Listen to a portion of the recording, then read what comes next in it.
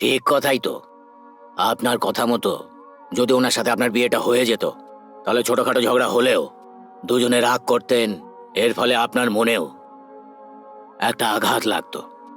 সুযোগ ছিল, কিন্তু তাও আপনি একটু ভেবেচিন্তে জবাব দিতে পারতেন। কারণ আজকাল এরকম স্বামী স্ত্রী নেই যাদের মধ্যে ঝগড়াঝাটি হয় না। নিশ্চয়ই ভাবতাম স্যার, বিয়ের কথা যদি উনি আমাকে 4-5 বছর আগে জিজ্ঞেস করতেন, তখন নিশ্চয়ই হ্যাঁ বলতাম, আমার জীবনটা শুধরে যেত। কিন্তু দেখুন না, সবকিছুই এখন একটা কোয়েশ্চেন হয়ে গেছে। দেখুন, আমার একটা ছোট সন্দেহ আছে, সেটা ক্লিয়ার করে নেব নাকি? আবার কি বলুন না। আপনি আপনার কাছে আসা সব কাস্টমারের সাথেই ফার্স্ট নাইট সেটআপেই স্বাগত জানান নাকি? না না, কাস্টমারের যেটা পছন্দ সেটাই করি, সেই হিসেবেই হয়। ও, ওই দিন যিনি এসেছিলেন তার বিয়ে হয়নি। ওই লোকটি আমাকে বলেছিলেন যে ওনার কোনো ফার্স্ট নাইটের অভিজ্ঞতা নেই, তাই ওই লোকটার জন্যই আমি অ্যারেঞ্জ করেছিলাম। আপনার প্রশ্নের উত্তর পেয়ে গেছেন। আরেকজন কাস্টমার এমন এসেছিলেন যে আমি ওনার জন্য মেয়ে, আর উনি আমার বাবা হয়ে গিয়েছিলেন। হ্যাঁ, এরকমও হয়েছে।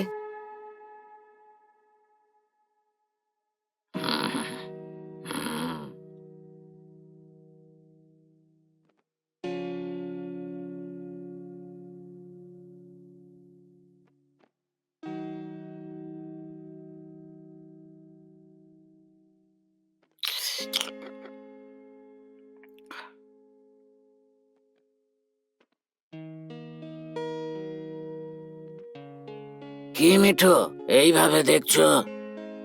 এই বুড়ো বয়সে আমি এখানে কি করছি এটাই ভাবছো তো? হুম, আমি কিছুই ভাবছি না। এরকম ভাবলেও কোনো ভুল নেই। আমার নাম অর্জুন মণ্ডল, সরকারি অফিসে চাকরি করতাম। আমার একটা ছেলেও আছে, ওকে ভালো লেখাপড়া শিখিয়েছি। আপাতত বিদেশে অনেক টাকা রোজগার করে। ওকে বিয়ে দিয়ে নাতি নাতনিদের সাথে একই বাড়িতে সুখে শান্তিতে থাকতে চেয়েছিলাম আমি। কিন্তু আমি যেটা চেয়েছিলাম সব তার উল্টো হলো। আমার ছেলে বিয়ে করে তার বউ বাচ্চার সাথে ওই বিদেশে গিয়েই সেটেল হয়ে গেছে। আর আমার স্ত্রী, সেও নাতি নাতনিদের দেখার জন্য বিদেশে গিয়ে সেটেল হয়ে গেছে। আপাতত আমি এখানে একদম একা আছি মিঠু। আমাকে দেখাশোনা করার জন্যও কেউ নেই, দুটো মনের কথা বলার জন্যও কেউ নেই মিঠু। 6 বছর আগে আমি রিটায়ার করেছি। আমার মনে অনেক বোঝা মিঠু। এই 6 বছর ধরে আমার ভালো মন্দ কেউ জিজ্ঞেস করেনি। আমার মনে অনেক দুঃখ মিঠু।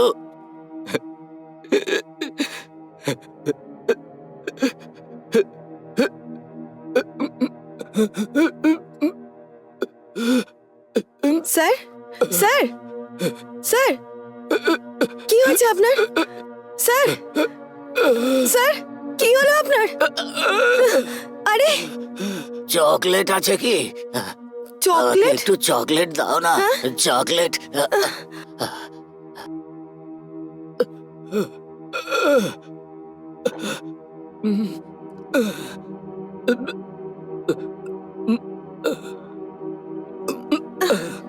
স্যার, মুখ খুলুন।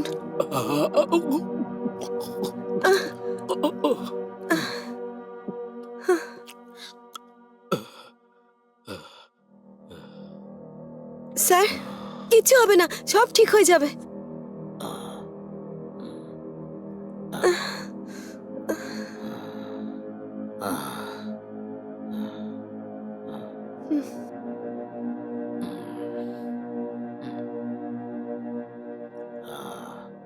অনেক ধন্যবাদ তোমায় মিঠু। আমার লো সুগার আছে। আমার সাথে কখন কি হয় সেটা কেউ বলতে পারে না। আমার দেখাশোনা করার জন্য এমন কেউ নেই। আমার সমস্যা এইটুকুই, কিন্তু তুমি তো আমার সেবা করলে, এটাই তো আমার দরকার। আমার সমস্যা এটাই। শুনেছি কারোর সাথে মন খুলে কথা বললে মনের ভার একটু হলেও হালকা হয়, কিন্তু আমার তো এমন কেউ নেই। অনেক জায়গায় ঘুরেছি আমি, কিন্তু খেয়াল রাখার মতো কেউ নেই।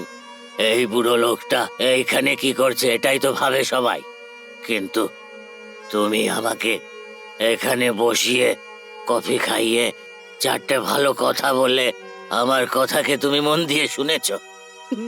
এর থেকে বড় খুশি আমি আর পাবো না। তোমাকে অনেক ধন্যবাদ। স্যার, এখানে যারাই আসেন তারা প্রত্যেকেই কিছু না কিছু আশা করে আসেন। যদি আপনার এটাই ইচ্ছে থেকে থাকে তাহলে আপনার ইচ্ছে আমি নিশ্চয়ই পূরণ করব। যখন যখন আপনার নিজেকে একা মনে হবে সেই সময় আপনি কিচ্ছু চিন্তা না করে আমার সঙ্গে দেখা করতে আসবেন। আপনি যদি কিছু মনে না করেন তাহলে আমি একটা কথা জিজ্ঞেস করব। হ্যাঁ, জিজ্ঞেস করো। একটা মেয়ের জীবন যদি ভালো করতে হয় তো ভালো সন্তান, ভালো স্বামী, ভালো মা, কিন্তু এই সব কিছুর ওপরে একজন ভালো বাবা থাকা খুব দরকার।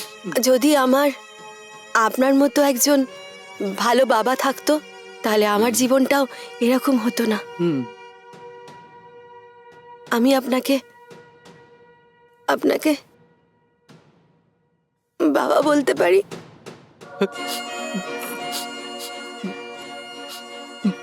আমি যদি কিছু ভুল বলে থাকি তাহলে আমায় ক্ষমা করবেন। তুমিও আমার মেয়ে মিঠু।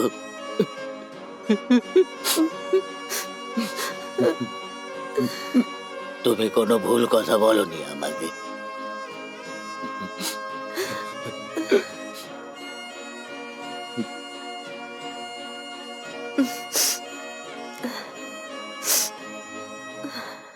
আপনি একদম পদ্ম ফুলের মতো, কিন্তু আপনার জন্ম পাঁকেই হয়েছিল। আমরা এই ধরনের কথাই বলে থাকি, কিন্তু তাই বলে আপনার এই পেশাটাকে আমি ভালো বলতে পারবো না। কিন্তু সেই সময়ে বাধ্য হয়ে যে জীবনটা বেছে নিয়েছিলে তাতে সমাজ যে তোমায় খারাপ চোখে দেখতো সেই পরিস্থিতিকেও ভালোভাবে বুঝতে হবে।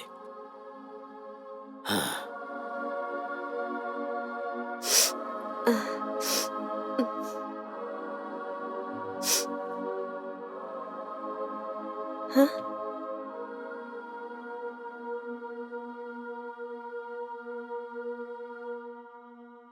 এটা কি স্যার? আমার সাথে রাহুলের যে কথা হয়েছিল, এই ইন্টারভিউর জন্য এই পেমেন্টটা রাখা হয়েছিল। আমি বললাম না স্যার, আমি এগুলো সব বাধ্য হয়ে করছি স্যার। এই টাকাটার আমার দরকার নেই। যদি আমার মতো কোনো মেয়েকে আপনি কোনো সমস্যার মধ্যে দেখেন তো তাকে এই টাকাটা দিয়ে দেবেন।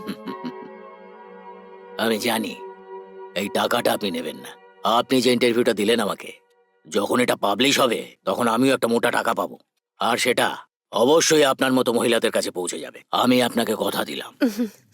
ধন্যবাদ স্যার, অনেক ধন্যবাদ। আমি শেষে একটা কথা বলতে চাই। এই কলমটা কোনো বাচ্চা ছেলে পেলে তখন অনেক লেখাপড়া করবে, আর যদি কোনো চিত্রকরের হাতে যায় তাহলে একটা খুব ভালো ছবি এঁকে দেবে। আর কোনো কবি এই কলমটাকে পেলে একটা ভালো কবিতা লিখে দেবে।